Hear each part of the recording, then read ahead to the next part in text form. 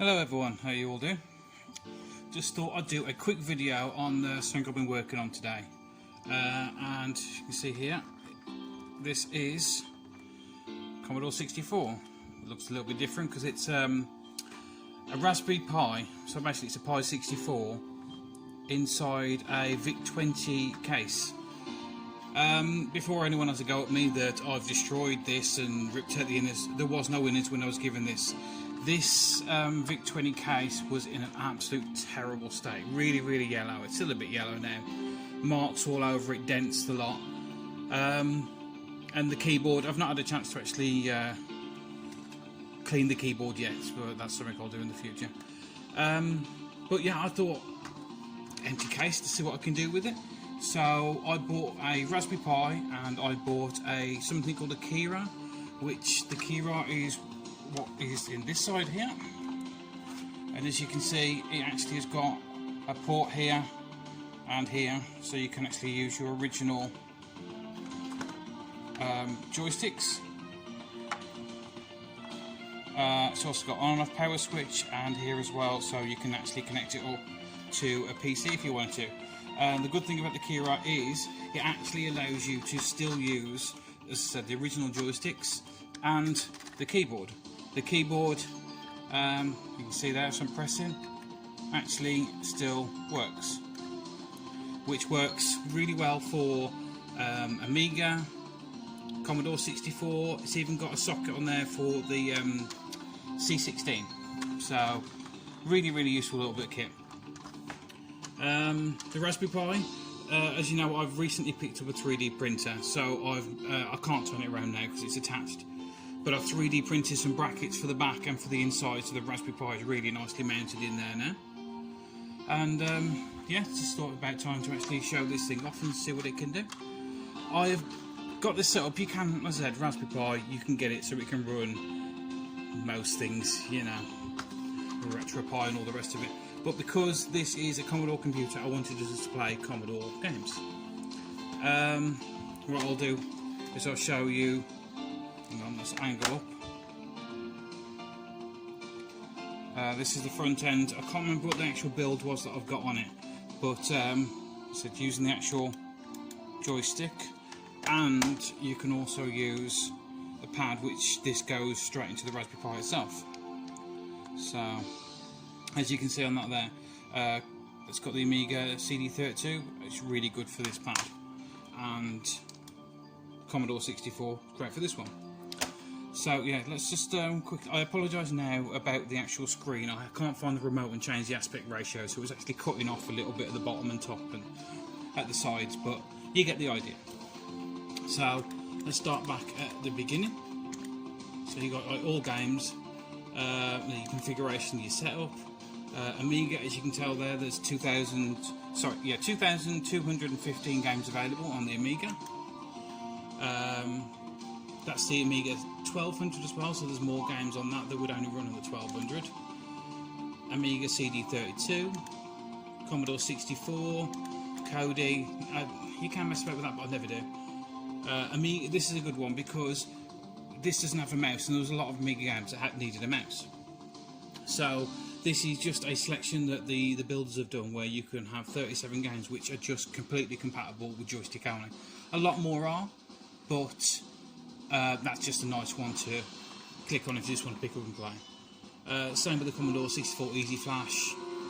These are like compilation ones. It's even got the C64 build on there. The person who built this as well, the actual front end, has got their like custom games that they enjoy put on there, and then all games. If you can hear as well, the music keeps going through different songs from the Amiga, Commodore and everything else, which I think is really nice. Probably have to have this set up in the background, just playing some music when I'm doing my videos in the future. Because, right, let's click on to Amiga.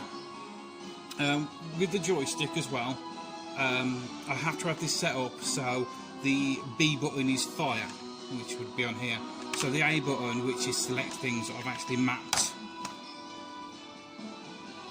to here. So if you want to actually select, you click that one, and to go back from stuff, say if you're in game, I've got it so you've got the Commodore key and Shift key pressed together, it brings you back out.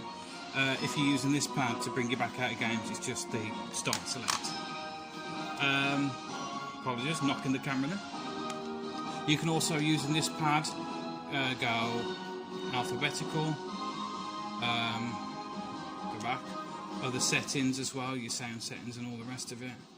And if you press X, it'll just give you random games, which I think is quite nice sometimes because there's so many games on there that it's just nice to just pick a completely one at random. I'm going to go to T. Oh, hang on. Go back because I actually want to play this on a different one. Back on this. Let's go CD32. What was it I was after? So I apologise. This pad is really sensitive. I need to get a better one because left and right sometimes activates when I'm pressing it. If you can see how loose and wobbly that is, it's absolutely terrible.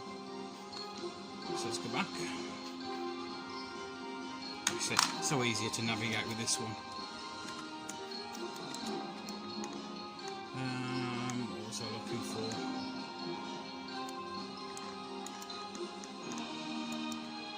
Lost Vikings. God, I remember that game. Absolutely love that game.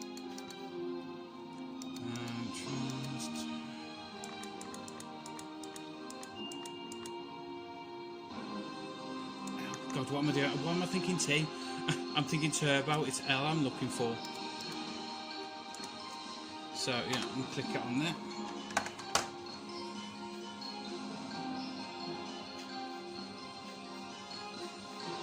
And then just simply loads into the game. I say because I've got the Amiga CD32, I'll be using this pad. And this is, as you can see, the edges are just cut off either side. It's actually really bugging me. But I've never had a remote for this TV, and it was just one I had to make this video. So it's fairly quick with the load ups and everything else. This is Lotus Turbo Trilogy, and as good as the other two are, Lotus Turbo Challenge 2 is always the best one. Sorry for getting a noise in the background. My 3D printer is slowly building Oscar a Mario pipe pencil holder, which has been going for the past 6 hours. 3D printers are great, but they're not quick. Yeah, I'm really happy how this actually turned out. I think absolutely looks stunning. I did have it in a Pi64 C case with the dark coloured keys, but I think the actual VIC-20 case makes it look a hell of a lot better.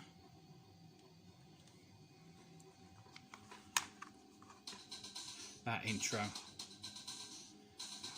takes me right back. This is one of the first games I loaded back up on the Amiga when I finally got back into retro gaming again. Takes me right back to being a kid. And there's the lights. Right, let's just start.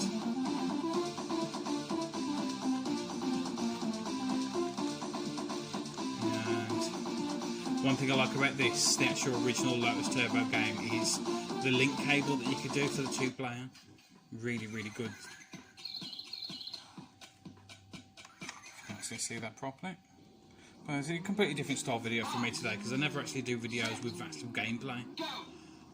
And using the accelerator on this, look, and steer no delay whatsoever.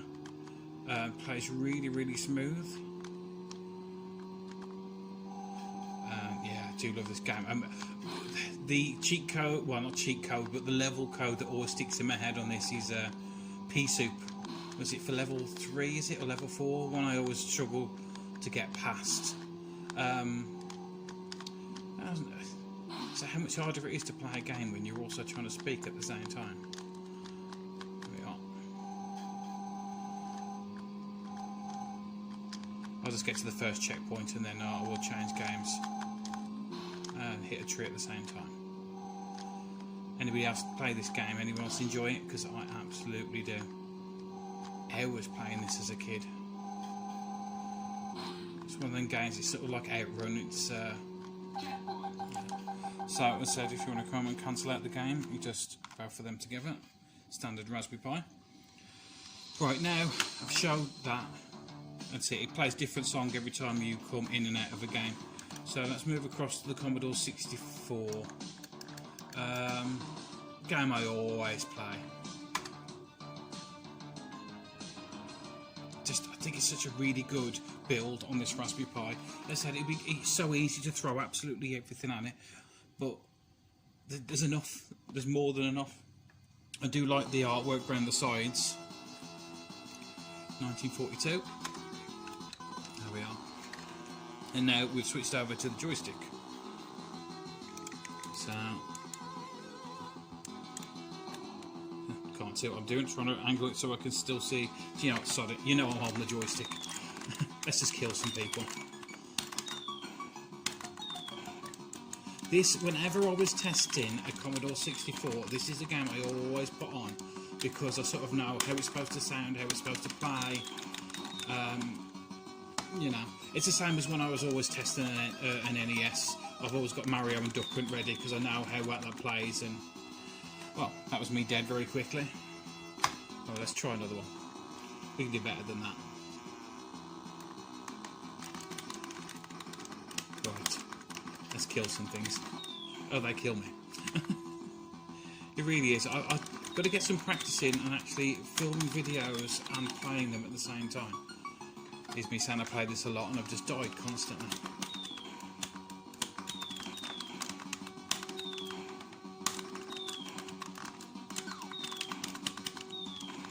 There you go, I've gone quiet now. I was actually thinking about what I was doing. Right, anyway, I'm just going to move down here because I said to get out of this, I've got it down so the two keys are here, just to take you straight back out. And different music again. Tell you what, let's just do what we've got. Go back.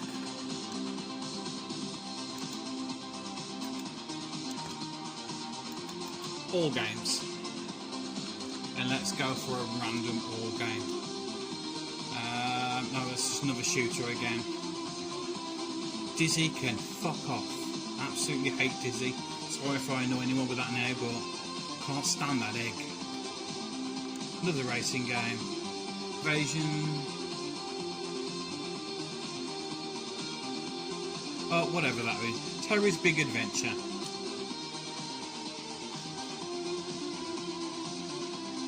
Not a clue. Looks like a platformer. And it's Commodore 64, so I tend to switch back over to this. It's nice having the actual original loaded screens on them as well. Loading, ready. I said that aspect ratio. It's really starting to bug me.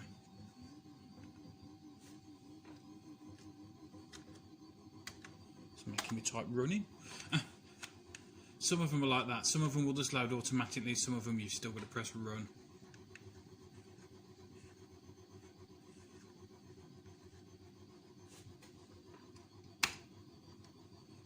General crack screen that they normally have.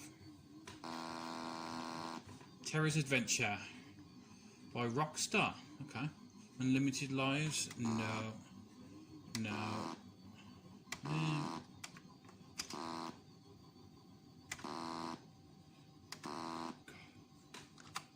The spacebar to start.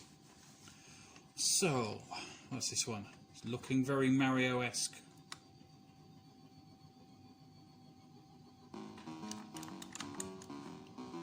What was that? Has he got like a ball or a... Okay.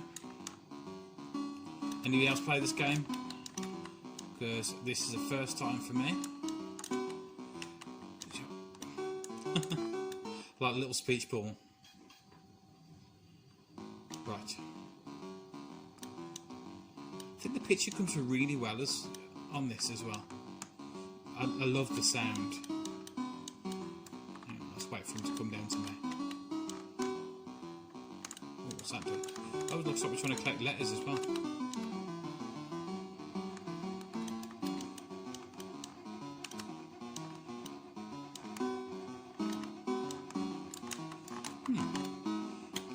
This looks quite interesting. I might have to come back and play this a bit later on.